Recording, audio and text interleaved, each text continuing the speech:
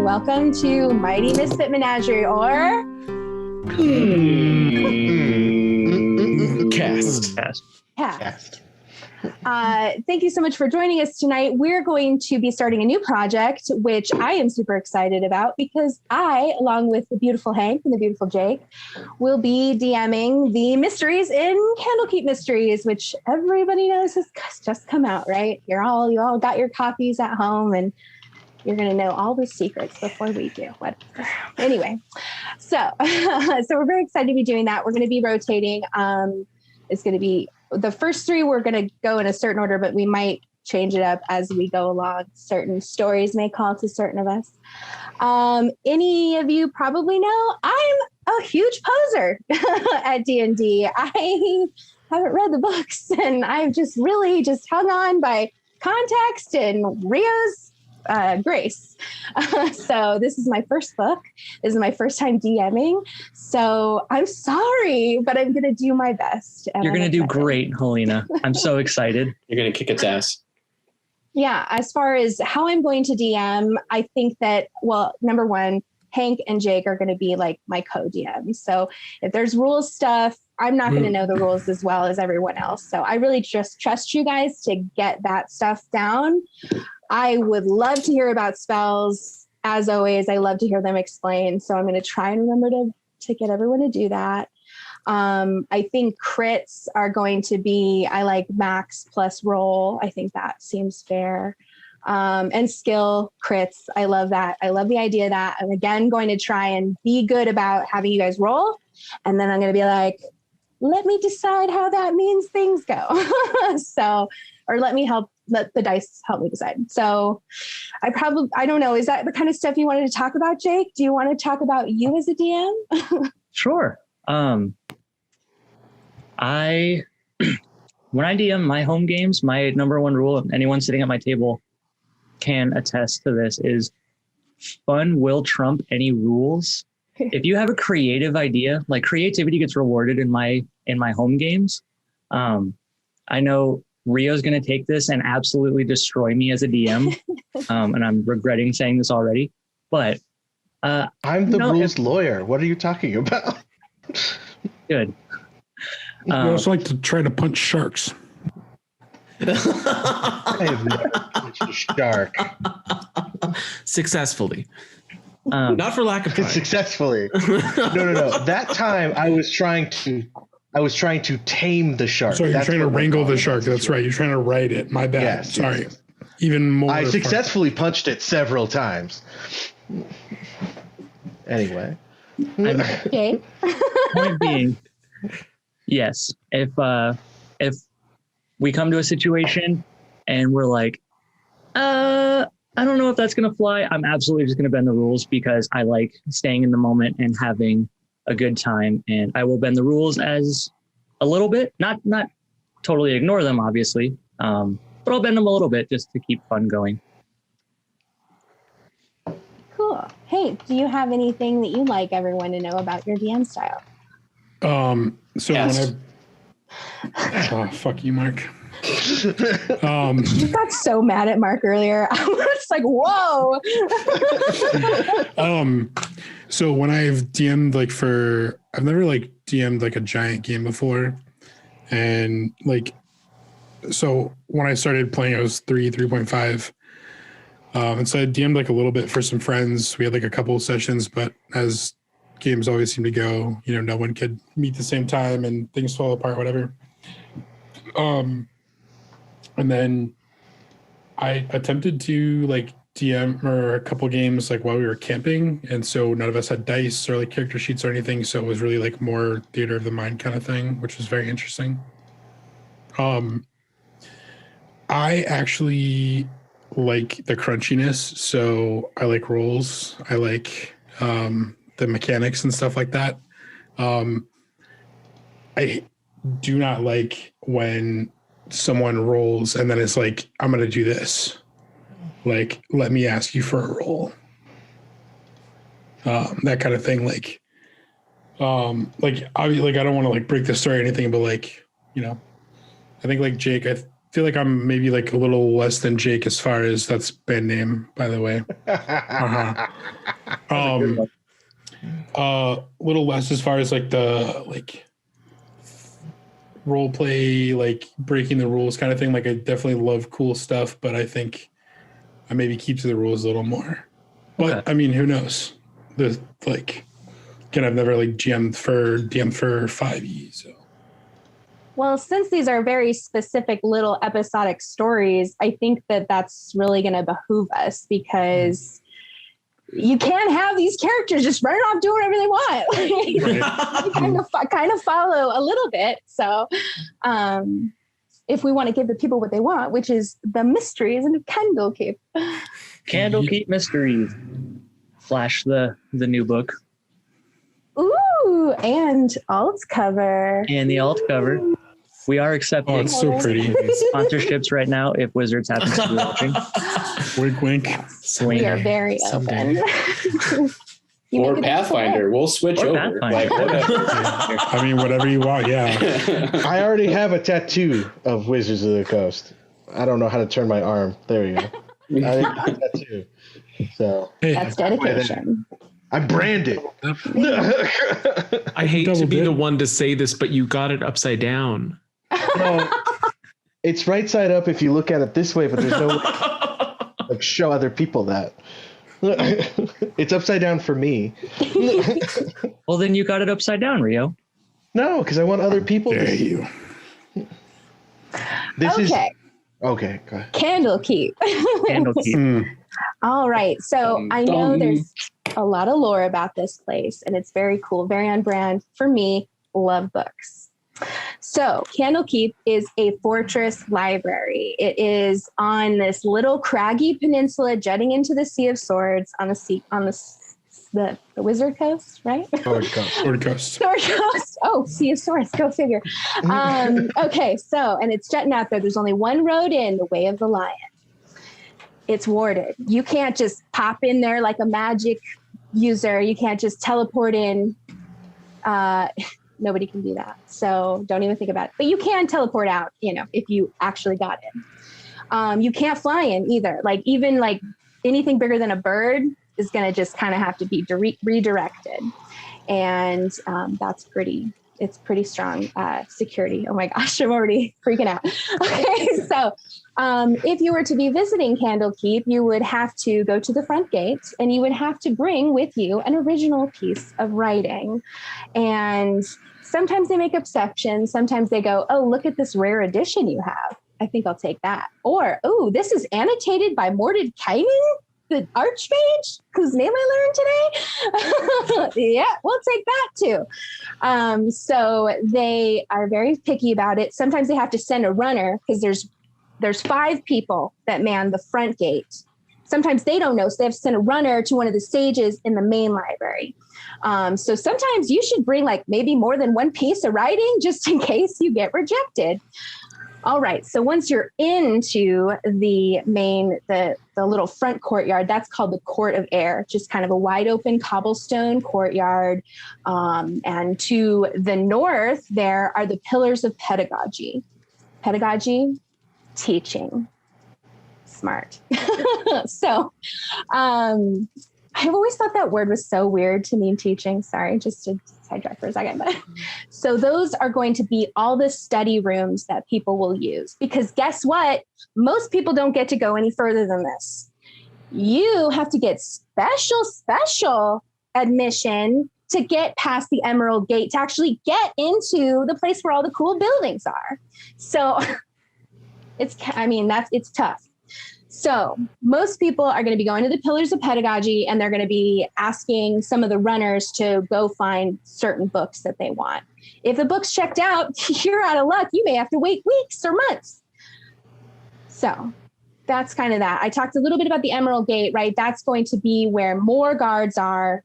The keeper of the gate stands there, and you can only enter if you get a special letter of admittance, again, from one of the sages. How you even met a sage if you can't even get into their home, I don't know.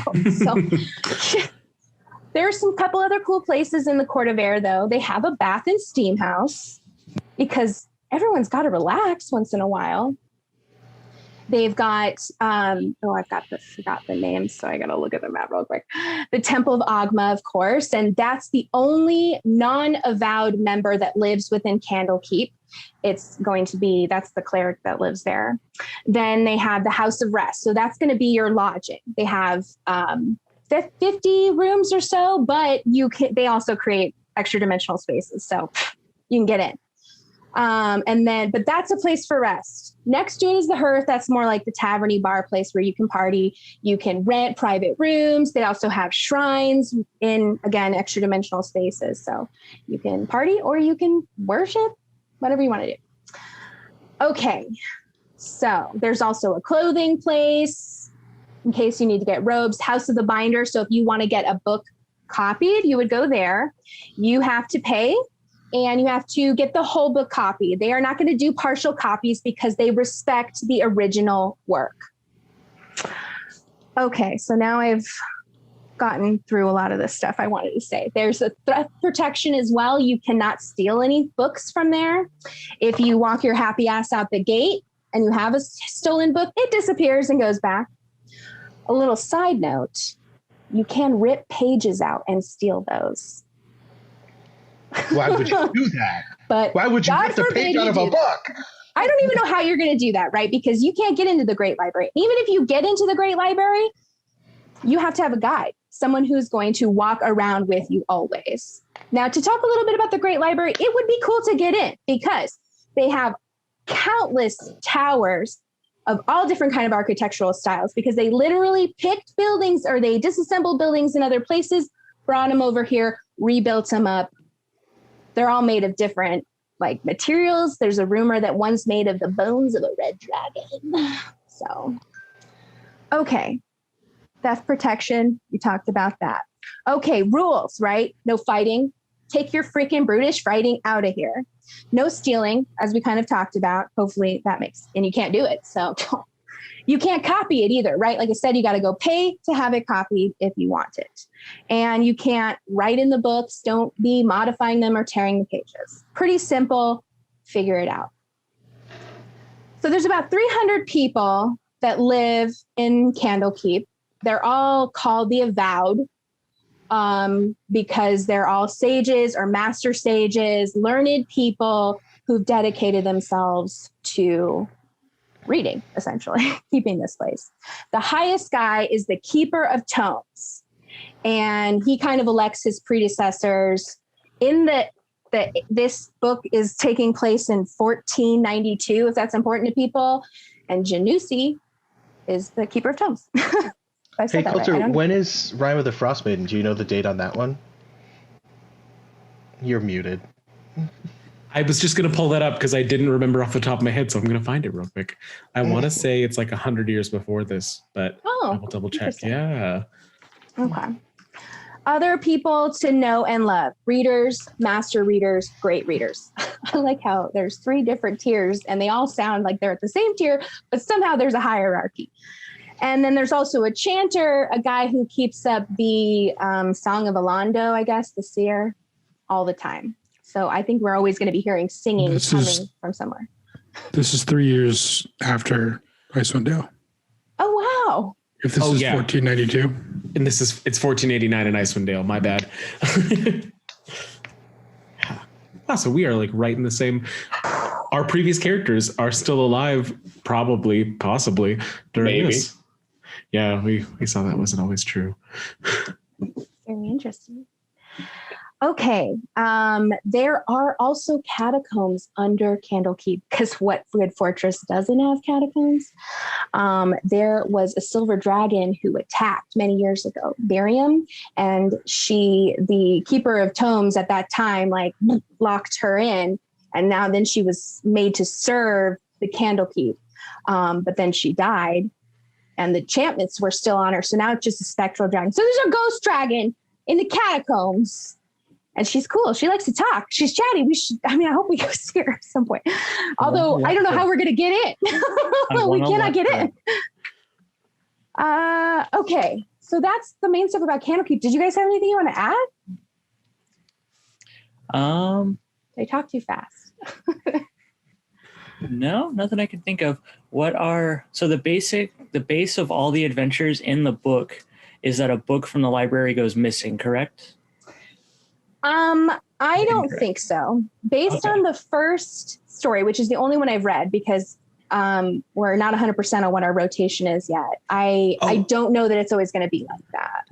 Did we already say specifically what the plan was with that? So we can, because I know we talked about all three of you being DMs, but we have the first 3 set out, and then we kind of have the next one set out, but we're gonna play it by ear once we've kind of like seen how we're doing. Yeah. Right now we're just sticking with the rotation we've set for the first 3, but I think we'll talk. Helena's doing the first one, Jake's doing the second one, and Hank is doing the third one. And then from there, we're doing each Monday, we're just going to be doing Rhyme of the Frost Maiden and then our next Candlekeep adventure until we can finish up one of these. And then we can go back to World of Darkness and the Good Enough campaigns. Yeah, I know you're all heartbroken. Tell us all about it. I am. Okay, cool. So Candlekeep. Any questions about Candlekeep? So we had talked about how in our like little planning meeting, like is it detrimental to the adventures if we played avowed characters, or does it like not want you to do that? Well, again, it's so I think the adventures are all book themed. So there is a book that you will encounter in each one, but I don't know that it's necessarily that it has to be at Candlekeep, because they say you can drop these into any place where there's a library. So yes, I think that you are okay to play someone who lives at Candlekeep. But I would say probably not one of the avowed, probably just like one of the people that works in the clothing shop or staff and stuff. Because if you're an avowed, then you have access to the books, and that might be a problem. Okay. Unless you want to say maybe you don't have access to the book somehow. I just wanted to play somebody who cooks in the main monastery, but not necessarily one of the people who manages books, but I wanted to be a cook who knows everybody. Yeah, so I guess think if I worked at the hearth. Yeah, I think that would be perfect. My character works at the steam house. So speaking of that, let me talk about my character. Okay, so traits that you want to have. I know some of you have thought about it, some of you have not. I think that this is going to be a place where you can really let some of those skills that you don't get to use a whole lot shine more. I think obviously intelligence is going to be important because our history and in terms of like reading and comprehending, I think that stuff is going to be important. I think medicine might be important in terms of like the investigative aspect of that. Arcana, probably too. Although Arcana is a hot one anyway. So I have chosen to play a character. She is going to be, I think, a manager or somebody at the steam house, the bath and steam house. She came to Candlekeep because of her former work. And she wanted to see the world. She wanted to experience things. And so she's actually going to be on the older side. I feel like 700 for an elf is on the older side, right? Is that like the equivalent? I'd have to look up the age equivalencies, but that might be old age. Too old? Okay. Sorry, say it again. 700? For an elf? I want to be like the equivalent of like 50 in a human life. Yeah, so it looks like the 750 years is how much they live for, is what I'm seeing on here in Roll20 Compendium. Okay, so maybe 500. Like 455. 450. Okay. So, and she's lived a full life. She ran away and became a sex worker. And I think that she really liked that work. She did that for many years. She built a business, a brothel, and really supported the women that she brought in, and of course men too. I think she wanted to create a very strong place for people to enjoy the pleasures of the body. So now she's getting into her older age, and she has always loved Candlekeep. And so she decided to buy the Bath and Steam House. I'm going to say she bought it because I'm a DM and I say it.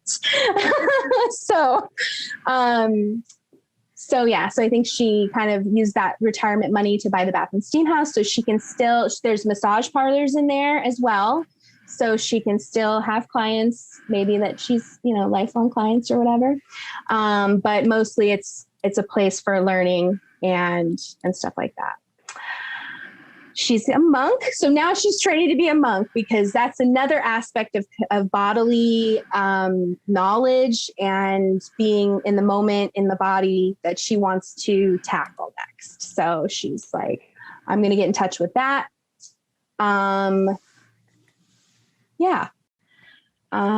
She's very sensual, very beautiful. Someone a little different. So you guys can follow that. What do you got? I need to know from you, Helena, what is her favorite cuisine? Because I decided that my character is obsessed with everyone likes to eat. So what is her favorite cuisine? Shrooms? Okay, so how about like a really hearty mushroom soup? It just makes her feel very safe and warm. Mushroom risotto. Okay, a mushroom risotto. Let's make it a little bit more difficult for our chef. That was like one of the best dishes I've ever had in my entire life, was a mushroom risotto. I love mushroom risotto, and I don't even like mushrooms. Same. Helena, have you also thought of a name yet, or are you still working on that? So I'm a little stuck. I'm thinking Naya right now, but I'm not sure. Did you have a suggestion? No, I was just asking. Okay. So. Yeah, I think she would have even changed it just to kind of be like, I want her to be like a little lower, and I don't even know if I can do that. I can talk in a lower octave, but I'd like her to have a little bit more of a husky voice. And what was your question? Oh yeah. And I was just thinking like a short name that just kind of like rolls off the tongue, or, screamed in passion. So, because the other name that I thought was really sexy, Amarantha, but that's so long. Okay. Rio, please tell us about your character so that, I have to remember the last name that you gave me, Coulter. But his first name is Benlin. He is an Earth Genasi. He is a devout follower and cleric of the goddess Shantea, who is the goddess of agriculture. And as such, he is very into gardening and plants, mostly on the edible side of things, because he is a chef. And if we're not going to be in the keep itself in the library, it would make sense for him to work at the hearth, where he makes meals there. Because that probably also ties into the House of Rest. But anyway, he has a tendency to refer to people by their favorite dishes before he refers to them as their names, because he can't remember names, but he can remember exactly what they like to eat. Hence why I asked you the question that I asked you. Personal backstory for him, he used to live in Waterdeep, where he fell in love with this fortune teller, who unfortunately died heroically in the jungles of Chult. After that occurrences, he kind of didn't want to live in a big city anymore, and he liked the concept of moving to Candlekeep because it would annoy the crap out of his ex-husband, now widower, to be surrounded by books with nothing interesting going on. So he's doing something he would have never thought he would do. But yeah, so there you go. That's Benlin. Earth Genasi, and you're going to do cleric, right? Mm-hmm. Life cleric specifically, if that matters. Life cleric. Okay, once we get there. Well, I think the last name we talked about was Drabardi, Drabardi. Benlin Drabardi, yeah. Okay. I was trying to open D&D Beyond, but it was taking forever. And we know each other through our work here, probably. And I feel like I think I'm going to just go with Naya. I think Naya probably knows everyone. I think that she's connected. She's very charismatic. I'm going to try. And I think people like her. Okay. Coulter, go ahead. I was just going to talk about the physicality of Benlin. Oh, yeah, please. He's about 6'5", so he's pretty big. He's incredibly stocky, as he does a lot of labor work around the place, and he eats well. So he is not skinny at all, but he has. Did you say a wraith? Earth Genasi. Earth Genasi, that's right. He has a gunmetal kind of matte finish to his skin. So he's very dark in complexion, but it's not necessarily a human complexion. It's more metallic. And then his teeth, eyes, and hair all have the color of patina, or I think that's what it's called. Oxidized copper. Yeah, patina. It's like green to purple, kind of. Yeah. So even his eyes, which don't have pupils, they have that kind of like oxidized copper to them. Cool. And that's it.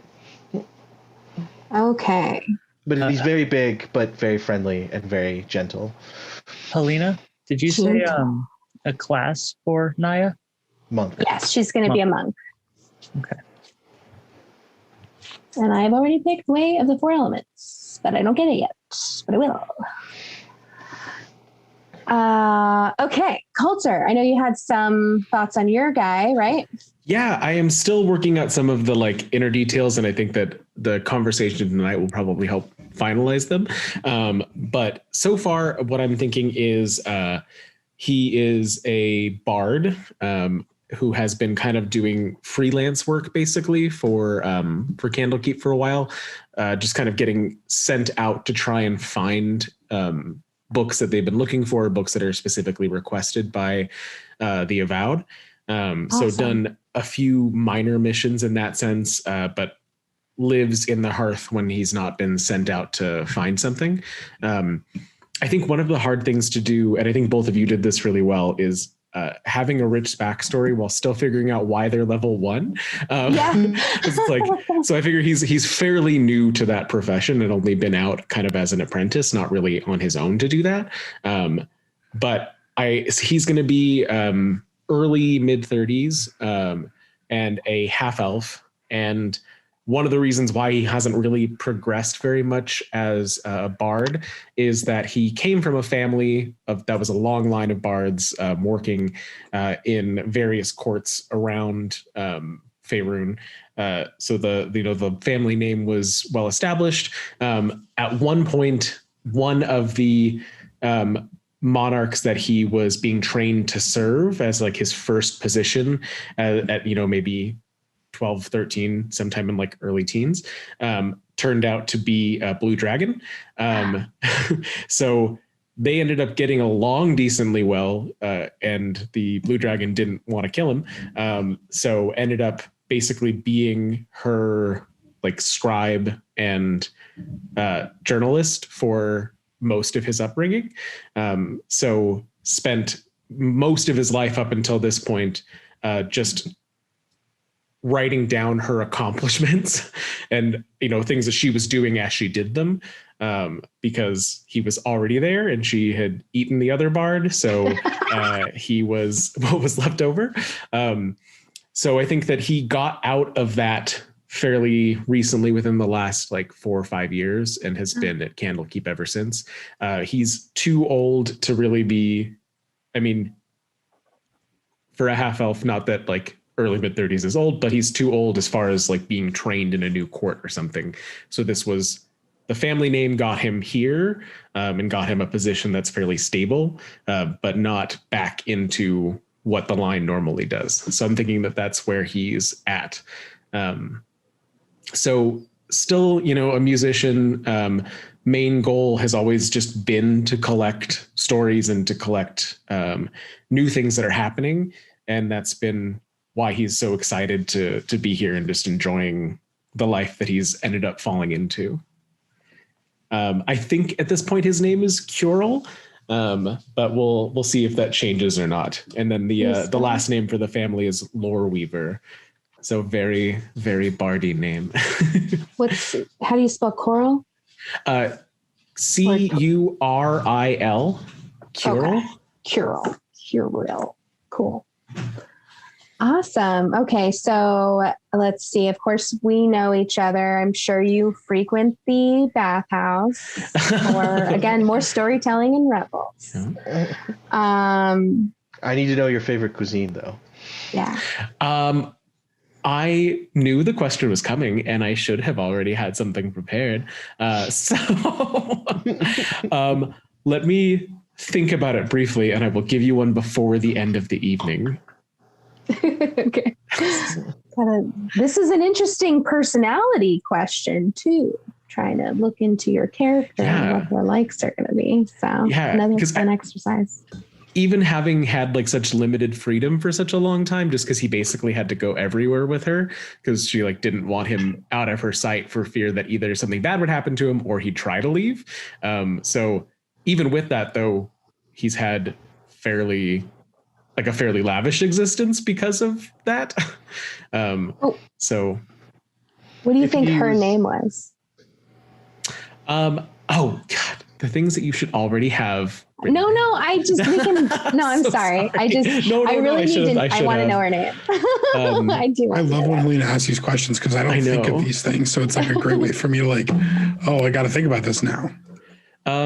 Mark? I'm looking through my notes to see if I can remember. I was going to say, do you remember Taco's name? Yeah. Oh, that's so fun. It's connected. Easter eggs. If it's a blue dragon, then it was probably a lot of lightning roasted meat.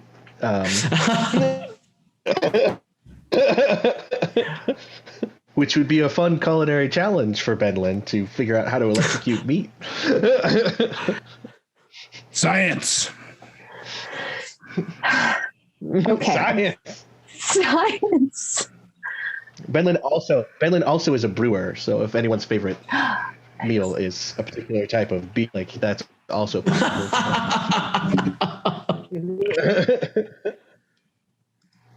Okay, the last three of you. All the wine has to be imported, though. Eeny, meeny. Jake, what do you got? So I fleshed out what class I wanted to play, and I have a couple ideas, but I was hoping that we could talk as a group and help me come up with something. Our Twitch viewers for our live stream, feel free to pop in. If you're watching this on YouTube, unfortunately, I'll have to put it in the comments, and everyone will either agree or disagree with you or agree or disagree with me. And spoiler, Hank and Mark don't know either, so give them suggestions too if you want. What do you mean? Don't know what? That you don't have your character super fleshed out or anything. Unless you've already done that. I have pieces. I want to play a rogue. I just haven't played one in any of my games, and I think it would be fun. And that's my whole reasoning right there. You could be a rogue that's always trying to break into Candlekeep. Like it is like your mission to break into this place.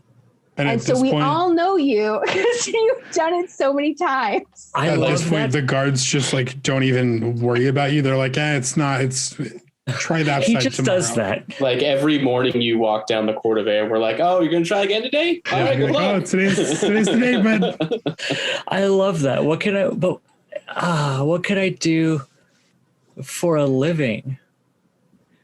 Well, I mean, why do I get to stay in Candlekeep? Benlin has... You keep them on their toes. Benlin also has a soft spot for roguish charm, so he would probably feed you every day. You could be like an ingredient gatherer too, like wild herbs and stuff, like on the countryside. Like that could be part of your thing. Okay. Like, I didn't break in today. I guess I'm gonna go find those herbs that I was supposed to find 5 days ago. Okay. Ooh, you could fish for me because I don't think would be into fishing. I could do that. I could be, just the grocery getter. I just love the concept of you just like running in, trying to get a book, it disappearing again, and then just sitting down at the pier and throwing a fishing rod.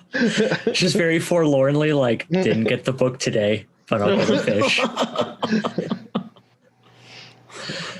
I love this. Yeah. So what classes what races go good with rogues usually? What do you guys suggest?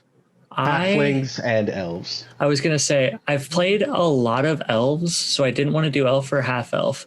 I'm thinking I like halflings. Yes, for Neblin. It might be interesting to. I was going to suggest Tabaxi. I was thinking Also Tabaxi very too, interesting. because I Awkward hands thing? And No, that's Rakshasa.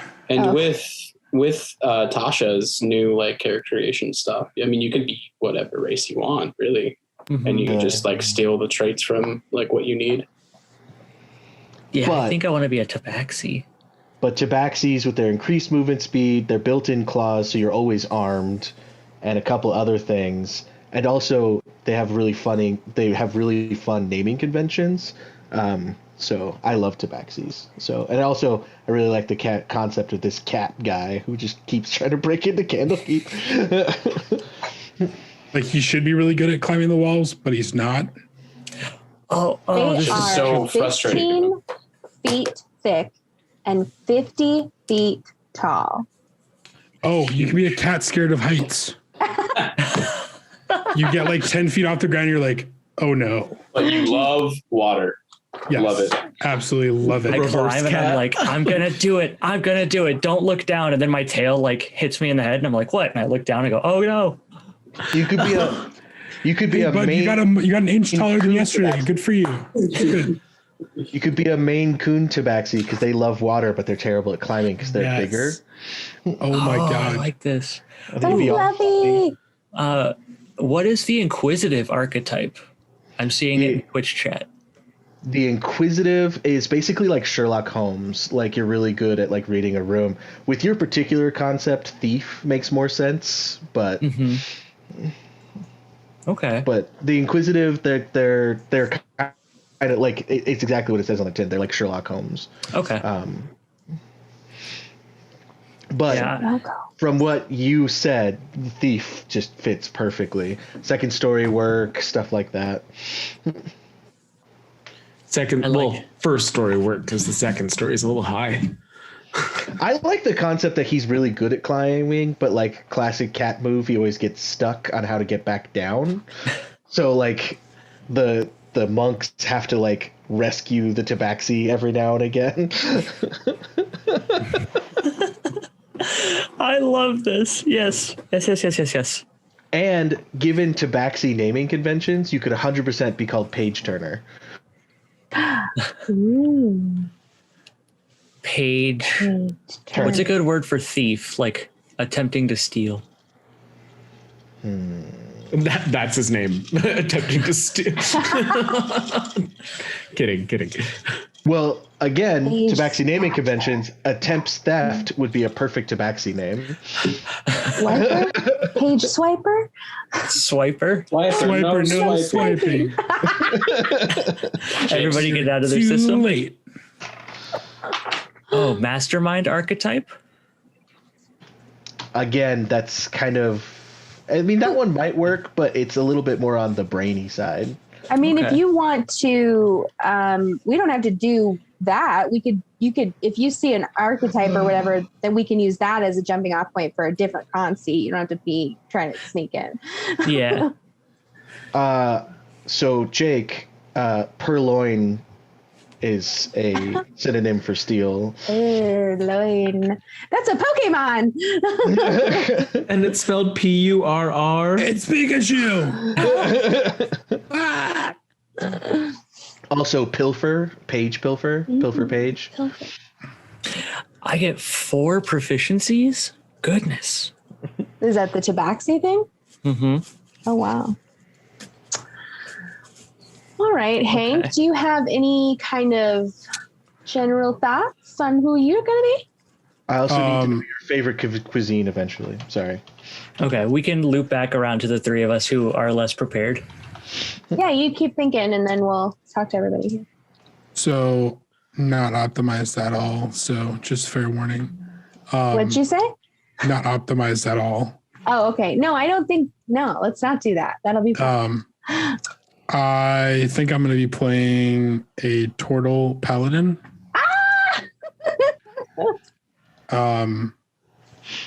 I like We're the gonna be idea. a weird bunch. Yeah, we are. It's gonna be really weird. I like the idea that like they like one of the monks like found me on the side of the road as an orphan somewhere. And brought me back and like raised me to health and whatnot. So I'm super young. I'm only like 15. Oh. And I want to be like a defender of the keep someday. So that's why I'm going paladin. Like I want to defend the knowledge and stuff. But obviously there's no way to prove myself and like I'm super young. So I think I'm just like a guard in the court of the air, basically like the hearth just like uses, or the house of rest just like uses me as a guard to make me feel good about myself. Okay. Well, there's also the Temple of Agma. Oh yeah, but I wasn't gonna go Agma for God. Yeah, it's funny that there's a Temple of Agma, but the three main deities are Malil, Gond, Denir. and Denir. Well, so Denir and Agma are brothers. Oh. What's Agma the god of? Lord of Knowledge. Oh, knowledge. Oh, okay. Well, that makes sense. Actually, Agma would make sense for me. Yeah, I think I actually like that. All right, so I'm going to be Paladin of Agma. Paladin. And remember, too, as a paladin as opposed to a cleric, it's less. I know, I don't need a god, yeah. but I think he's like big on that. But yeah, so I think I'm just like a guard around the courtyard, wherever. Orphan. Do turtles walk on their hind legs or all four? Yeah, they walk like humans. Yeah, humanoids. And Agma is the Lord of Bards, Inspiration, Invention, and Knowledge. Yeah. Ah. I was gonna go Denir, but he would work too. I think it's cool because there's the temple there. I think that definitely makes sense that you'd be like working there or trying to guard there. Jake, did you have something you were saying?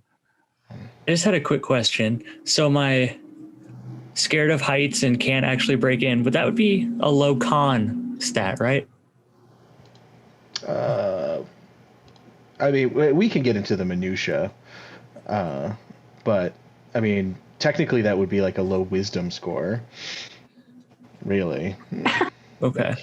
Just make bad. Yeah, because it decisions. sounds like, I mean, because con would go with like being, you know, healthy, hardy, able to take a hit kind of thing. So not necessarily. Because really, fears don't tie into any of the ability scores, honestly. That's where I get confused all the time. I'm sorry. It's okay. We're sorry, Hank. Go ahead. Oh, you're good. Okay, so what? So Turtle Paladin of Agma. Yep. So he weighs 450 pounds. He's a big guy. But he's only 5 feet tall, so he's like super stout. What else did we do? He's got like bright lime green eyes. But then his skin's like a bluish greenish, almost turquoise-ish. So kind of like Benlin's eyes almost. Oh, the patina. So he's more like a sea turtle than a tortoise. Yeah. So I think I kind of was playing with the idea that like maybe I'm trying to remember how far away Chult is, but like he somehow like stowed away on like a ship that came from Chult, so he's like actually like a seafaring kind of something, and that's how he wound up here. Okay. Do you remember your so. family and stuff? You just start no memory. So, little known fact about turtles: the parents lay the eggs and then leave behind an object, but like turtles never really meet their parents because they don't live really long. Okay. Which is weird because tortoises live forever, but turtles only live like 50 years. Yeah, turtles are 50, so. Interesting. They go home to lay an egg and die. Yep. I feel like I would have definitely tried to help you in any way I can, because I also like didn't have parents when I was younger. So I don't know where, I guess we could, I don't know if you're interested in that. Yeah. I don't want to be a mommy because that's not sexy, but I mean, we're close, maybe. MILF's a thing, right? What's that? MILFs are a thing, right? Ew. I guess. 100% kidding. Totally kidding. Oh yeah, you went sexual. I mean, you're a sex worker, right? Yes, that's true. Fair warning, and don't ask me how I know this, but fair warning: a tortoise's penis is the length of their body. But is that turtles? Okay, so now I don't gonna want to I have a never close. know. I'm just gonna mic drop right there. Well, now I don't want to have a close relationship with you because that seems like that'd be a lot of jokes that she'd want to tell. But I can't do it if I feel motherly towards you. Oh, he'd be down for it. He's cool with Okay. it. So we have a friend. We're friends. It's not weird that a 15-year-old and a 450-year-old are friends. Well, no, because We're close 15 is like when I become, that's like maturity for me. That's like 18 for me. Okay. Like 15 is adulthood. Okay. Well, and especially if you're more of an aquatic turtle, like the bathhouse would probably be some place you spend a lot of your free time. Yeah. Oh, yeah. All that moist mist. Moist. This moistness. All right. Mark, have we all inspired you? Don't know what my race is. I have a kind of good idea what my class is going to be. I work at the House of Binding. I've been here most of my life. I don't know if my father or my mother or work there, or I was just dropped here at some point and like I just started working here, but I help with the book bindings. I have really bad social anxiety. Whoever patron kind of helps me along has been trying to push me to kind of get out of my shell a bit more. I've been pretty reserved and didn't really want to do it until I came across a book that potentially introduced me to some kind of patron, making me a warlock maybe. And then from there, I kind of, using that newfound confidence, joined some expeditions outside of Candlekeep. That's kind of the rough outline of what I got so far. So that would work for you and me knowing each other then, if we've both been on expeditions. Yeah. Nice. Cool. The social anxiety will be interesting. Like, how will we get you into the mysteries? Yeah. I mean, in my mind, he's like, because I want to do something. I know, like, as a warlock, our intelligence isn't like a big stat, but I want to be more of like the intelligent player. So like really bookish, really decisive in that manner. So like, I think if he sees a problem or a mystery, he'll be super interested in it, Okay. but just really reserved with people. Cool. So again, you know all of us because we all work in the same kind of area. And maybe you and Coulter can be buddies or something. Yeah, maybe we met when he first came in and like we helped him find a book or something. How old? That's a good question. Probably like depend on the race, really. Yeah, I mean, I would say like early 20s, whatever like that looks like with different races, right? Just kind of barely coming into adulthood and trying to figure out like his way in the world.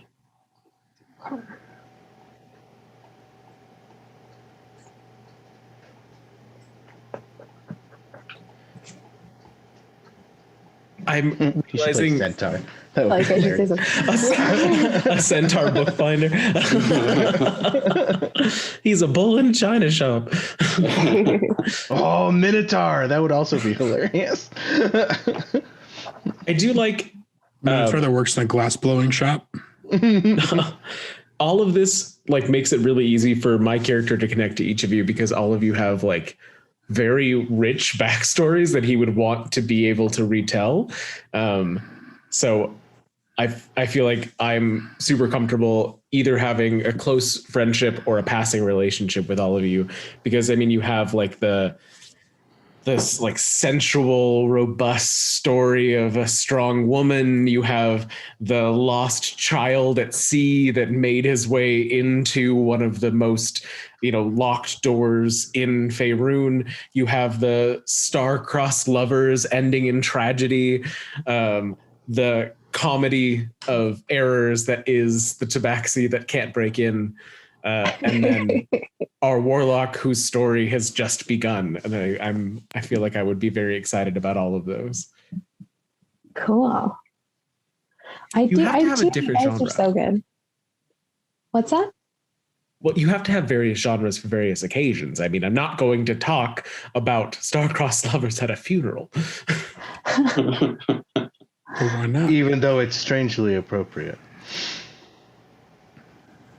Well, the ending. Okay. Anyway. So does anybody have any, I guess that's pretty, we've talked about that. Everybody can kind of hammer them out because we have another week and a half until we play, unless we want to try and do a little something tonight. I don't know. Should we take a break from the stream? I don't know. We did have a quick question in chat. Mark, do you know which patron? Not yet. No, I'm still looking through the subclasses to see kind of where I want to go there. And then I'll kind of decide from there. So I'm not sure. I'm still kind of thinking about that one a bit. It is nice for most of us. I know not every one of these classes, but most of the classes, you actually don't have to pick that specialization in this first adventure. Yeah. So I'm surprised nobody went scribe wizard, because that one would be so thematically perfect. I didn't want to play a wizard so soon after. Yeah. I think also it's kind of cool Same. that none of us are like we're from a library, but none of us are actually like anything to do with a library. Yeah. Like I think it's kind of cool, and I think that also like maybe explains a little bit why we're doing this. Also, I did look into it. The suggested starting point for this is that the characters have come to Candlekeep seeking aid for a stricken town, which could be the home of one or more of them. So it specifically, to me, that interprets like we wouldn't want to be avowed. Mm-hmm. Well, Yeah. Access, because part of, I believe, this first adventure is us getting access to Candlekeep. Well, it's actually kind of unclear because like, and I can make it to where it's something we all look into, because really that's why it's weird to me, because the way it says that is you're coming, because of this curse. So then the Candlekeep people tell you, go find this guy Matrius. He is an expert on curses. Right. And then that's what actually starts that first mystery. So the book is, it's cool that it's there, but I don't know. I did read a little bit into it just to see if we could, like, playing Avowed was good or not, but I promise I didn't read all of it. Okay, well, I know you kind of, as soon as you started talking about it, I was like, oh my God, he's talking about my story. No. I just wanted to get that little. I will kill you. Little thing. I'm so sorry. I am going to be really intense about this. So Dude, we love that. That's perfect. Okay. Anyway, That's what we're here for. so I'm sorry. Why were you saying that? I got really flustered. Sorry. Because we had talked about whether or not we were going to be avowed. Oh, okay. Oh, yeah. But it seems like it specifically is directing us to kind of not, like, this is our jumping point as like commoners. Yeah, I would agree with that, definitely. So now that I've already given you that part, I was thinking like our first story could start with like somebody is like looking for Matrius, and one of us could be like, oh, I saw him go into the study room. And then that gets us to the start of it. Although why would we all be together doing that? See, this that's why I like the stories we've already kind of, because we would all know each other, because there's like a handful of people who actually work in this area, and each one of us is connected to one of those places. So we're all natives of Candlekeep without being avowed. So we would all know each other. Yeah. Because if one of us gets sucked into that, it would be easy for them to kind of suck the rest in. And just like hearing briefly what Hank was talking about, maybe my parents are from the nearby village, and like they're some of the ones that are affected. And then I come to Curel and then say, hey, can you help me? And then he brings everyone else into it. Maybe that's how we go about it. And also it could be an NPC whose village is in, and then one of the characters just like, okay, we'll help you, and then we guide that NPC. That could also be just as workable. okay. And it's up to me, right? So I'm going to ultimately decide, and then I'm going to, like, when we start playing, I just be like, boom, Yep. You're here. Yep. Okay. All And I right. think Does involve one of the characters. You should probably give them a heads up beforehand. But otherwise, What? I'm sorry. I'm saying if He says it's like, if it involves one of the characters, then Oh, like where you're at? Okay. well, no, But I I'm could saying just be like, but I could be like, we come to Benlin in the kitchen. His shift is up and he has made whatever. And then he walks into the hearth and he sees his friend. yeah. I think he was more Okay. saying like if it was like my family that was affected, just let me know Oh, beforehand so I know how to gotcha. like play that. Gotcha. Okay. yeah, that that's makes what I was sense. saying. If it's Okay. if it's something from somebody's backstory, they should get prior knowledge. But otherwise, you can just tell us during the session if it's not Cool. connected to anybody. Okay. I definitely think that with the stories I've created, it really lends itself well to us having different players each session, because like when Jake's DMing, like that's the day that like his character is attempting to scale the wall and like he's too busy to help on this adventure Mhm. because he's like gonna do the wall today. Like he's gonna make it happen. Or like the day that like Kalina's not there, like a super special client's in town, or like something's wrong with the bathhouse and like she needs to help fix it, or like there's someone that she needs to entertain or whatever. Like Or Well, she it's went to kinda nice. Waterdeep to buy bath salts or something. right, exactly. So like there's Yeah. easy Meditating. ways for us to get out in and out of which characters are going to be there, which I think is really cool. And it's Yeah. kind of nice that you guys are in the game because, like, even if, say, like Helena or Jake or your character are not in the story, they could even explain on their own why they're not going to be going with you. Like, they can Right. answer Oh, yeah. versus like the DM just like kind of writing them off. Like, Like, oh, they I can don't just be know. like, I'm not going to go. Sorry. Right. The idea of like, hey, where's Paige? We gotta go. There's a dragon like killing people. Guys, not today. Not today. I feel really good about today. I'm gonna get over there, and not today. I'm imagining the camera's close up on him, so you can only see like him, like with his hands in the wall. He's like, "Not today. I got this today." And then it zooms out, and he's like 2 feet off the ground, and the party's all Love it. okay. That's awesome. Okay. Not I decided- today, Satan. His name is indeed Paige Thievery. Page Thievery. Like it. Page I love it. thievery. Oh, my name's Bo, by the way. Yes, I like that. B-O or B-E-A-U? Just B-O. That is my cat's name. My favorite cat. Mm. I have a friend whose first name is Bo. So question as well, and I think we maybe covered it a little bit, but like how long have each of us been there? I Okay. think that'd be interesting to kind of set. Like who got there first, who's the newest person, who like how familiar are we with our surroundings? I was gonna put me between 1 and 2 years. Okay. It sounds like Naya's gonna have been there the longest. That's Yeah, I think can see so. Yeah. I think I've been there like 10 years at least. Because I'd like- You were 5. Yeah. yeah. I'd like to think that I was dropped there pretty early in life to like learn the trade. So I guess depending on what race I choose, it'll kind of fluctuate. Okay. Well, Tomb of Annihilation took place in 1490, so I'll say 2 years.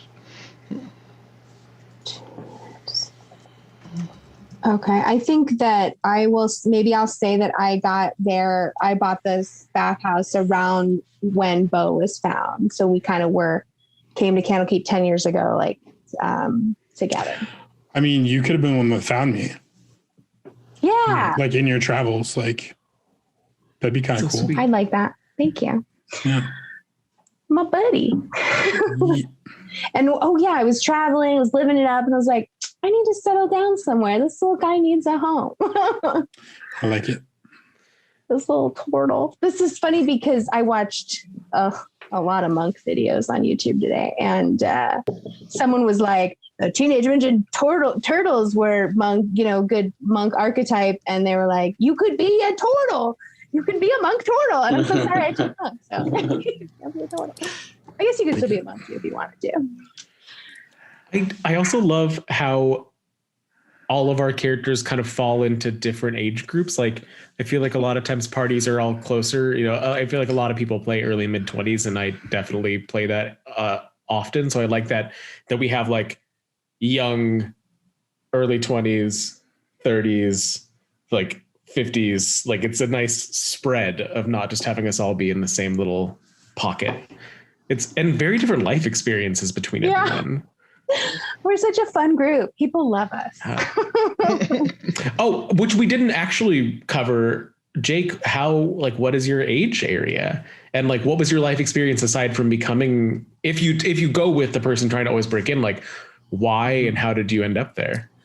I'm thinking that Paige is probably like too young to be out on his own, but he definitely thinks he's like prepared and ready. And I think it's probably that like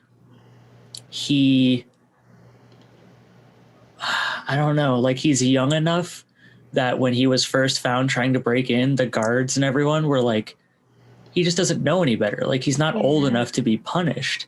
And then we're like, oh, and Rio helped me out here. Maybe they were like, oh, you can help out at the hearth. Or I don't know if Benlin volunteered to kind of mentor, or if it was like they got thrown together type thing, but that's kind of what I'm thinking. Any input is always appreciated. I think Benlin, like I said, he has a soft spot for criminals, essentially, or ex-criminals and rehabilitation. So I think every day when you show up hungry, he goes, "Did you steal a book today?" And when you go, "No," then he feeds you. And the day that you actually succeed will be the day he no longer will feed you. Well, he's never going to succeed because you can't steal. I'm going with either that or a little bit older, and it was like, this is going to be the great heist. But then I can't think of a reason that like the guards aren't like throwing him out or like putting him out to sea or something. So I think the young and naive is the play. Well, it's interesting because there's the gate warden who is an archmage, and then they have up to like 8 other mages that they call in if there's trouble. Okay. So it's like the security is severe, but I don't think it's necessarily like violent. It's just like, all right, you can keep trying, but we're gonna keep kicking you out. Yeah. It would also be really fun if you keep managing to get in and they have no idea how. But so like at this point they've given up on keeping you out, but like you can't steal anything either. So Just like, yeah. Is there a specific book that you want to steal, or is it just kind of the fact that this is the hardest place to steal from? That's kind of what I'm also trying to think about is like, is there a specific book that I need for some sort of big dramatic thing in my backstory? Or is it more just like, no one has ever stolen from the Great Library until me, Page Thievery. And I'm kind of leaning towards the latter because fun, lightheartedness. well, and also one of the big like racial traits of Tabaxi is curiosity and obsession with old things. They don't really care about wealth per se, according to the lore, but they do like really old, like storied relics and stuff like that. So a really old, like historical book would be very attractive to a Tabaxi. Yeah, he just was like, I'm going to steal the Constitution of the United States. Oh, Nice. Can we kick Jake out, please? How do I boot Nicolas Cage someone? is in the party. No, I'm going with young and naive and wants to steal the oldest book from the greatest library. Does he like know his family? Like, does he come from like a background of great thieves, or is it more like he doesn't really have a family? Is he different from them? Or like, I don't know if it really matters necessarily in your backstory or not. I was just kind of curious.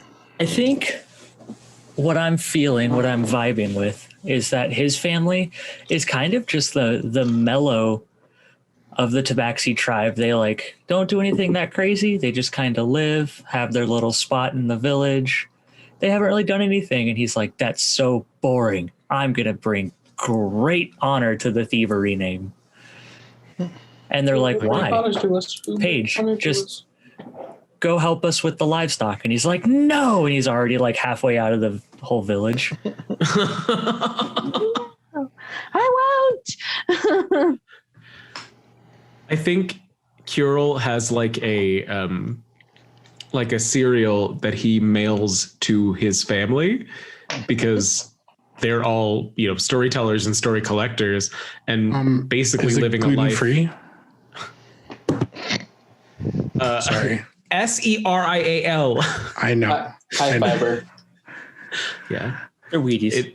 It is written on compressed pulp, so there would be high fiber. But yeah, so I'm thinking that maybe like he does collect all the things that we're doing, not just for himself, but to like give to his extended family as either new tales for court or as just like we're bards and we're nerdy and we find this stuff fun. So maybe just in that sense, because he's not really bringing any prestige to them. So that's kind of a way to help still like, there's a reason we're all still close and in touch is he can provide that kind of service.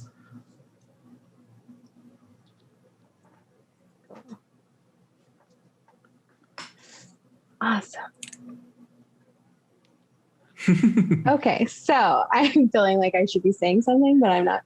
I don't know. Anyway. So, Mark, are you looking for warlock suggestions from somebody who's played all of them?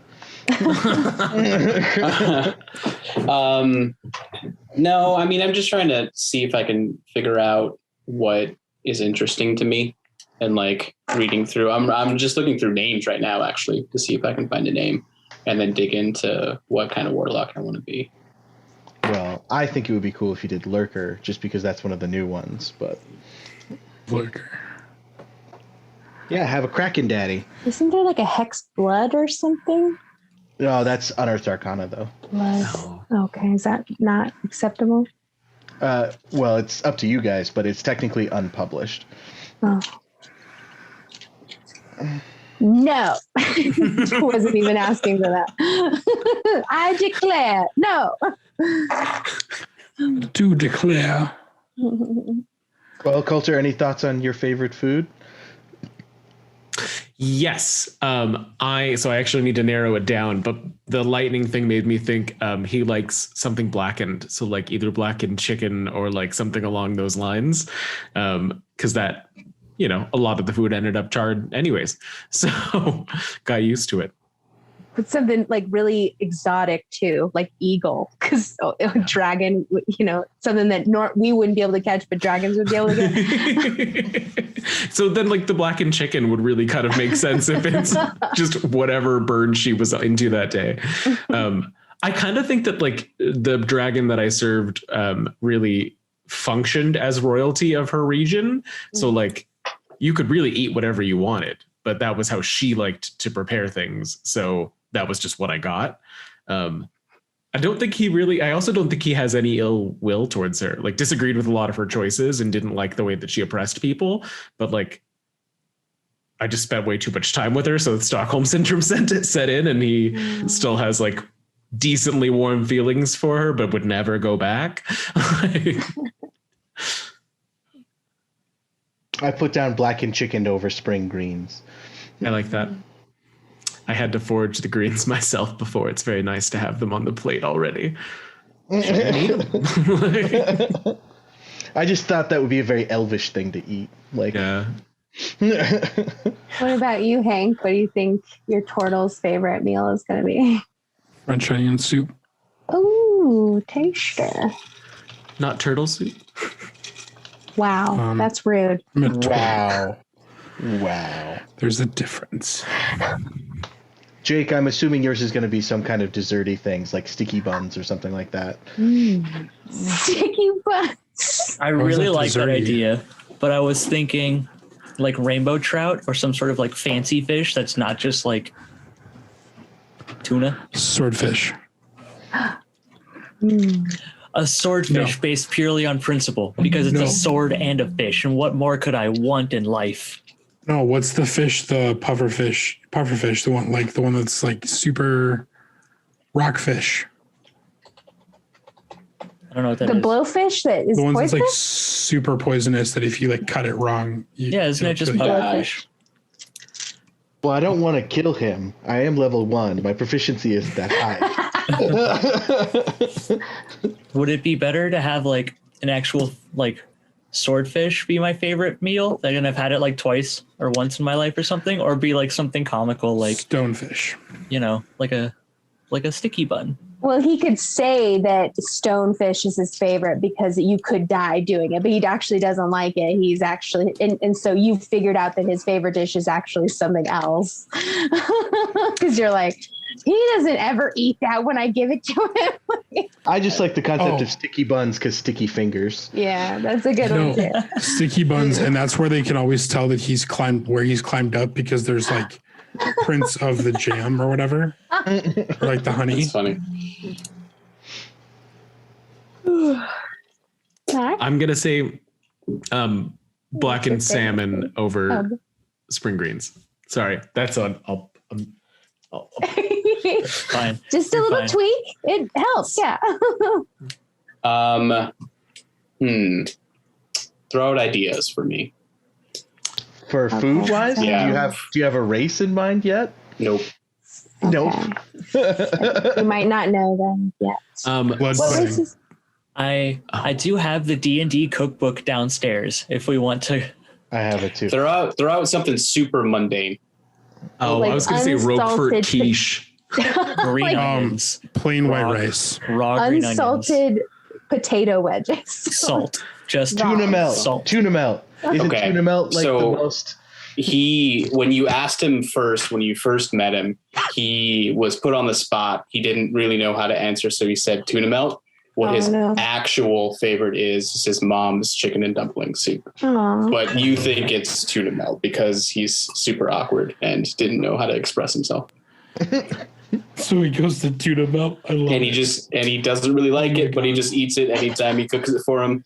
Because that's what you hold it. Benlin has a good insight though, so maybe his whole thing with your character is trying to figure out what it is. Yeah, maybe. And like he just keeps saying, "Oh no, this is fine. No, I like this. This is good." And then just keep Benlin trying gets to frustrated. Yeah. I just imagine sitting at the table with you, watching you like gag as you're trying to keep eating it, and just, Yeah, it's not going to So be good. upset. And Benlin brings him like 6 like a tasting menu every night. And your name for me just keeps changing because Oh, you're the only one whose name he actually knows because he still hasn't figured out. I think Benlin just sees him and goes, "You." oh, it's you again. He's your Newman. Or maybe he calls him Picky or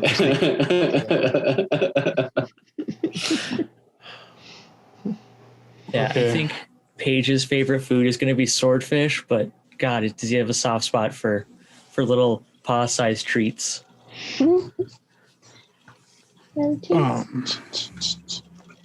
You had swordfish once and you didn't even finish it. I don't know why you keep saying swordfish.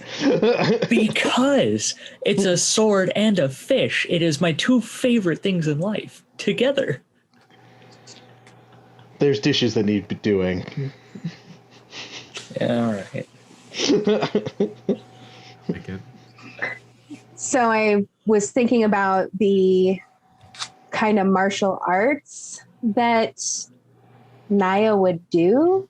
Because I love this flurry of blows thing. So I was like, it's like she slaps you 3 times all across the face. I love it. I love But it I'm so not, much. she probably would actually know maybe some moves. I don't know. Or that's what she's learning. Well, you could always do a kind of fighting style where she uses the momentum of her opponents. So it's more like Tai Chi where like she makes them hit themselves. You know what I mean? Like Sure. you could always do dig that. something like that where it's technically non-violent, but also like violent. I like that a lot because I mean she's very graceful and fluidic movements, so I think that works really well. And again, I like the idea of like, she's so in control of her body, like she's now controlling this person, the person's body too. And then when you get stunning blow, you can. Stunning blow! Oh, it's pretty cool. It's funny, the videos I watch, people were like, this sucks. As the DM. So I'm like, well, what can you do?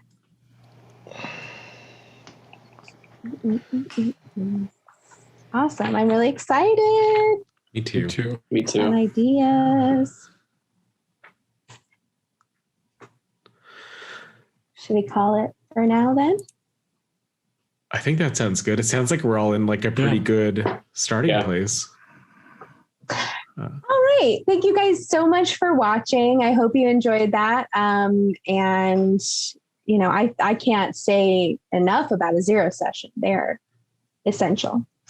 Yeah. Thank you to our patrons. I don't have the list of names. Sparky, but I love you all. David, Daniel, Scott, Rio's mom, Alistair, Sean, and Johnny Mac. Thank you all so much. You guys are the Johnny best. Mac. All right. Thanks, guys. Have a good night. Cast. Come up with a tagline.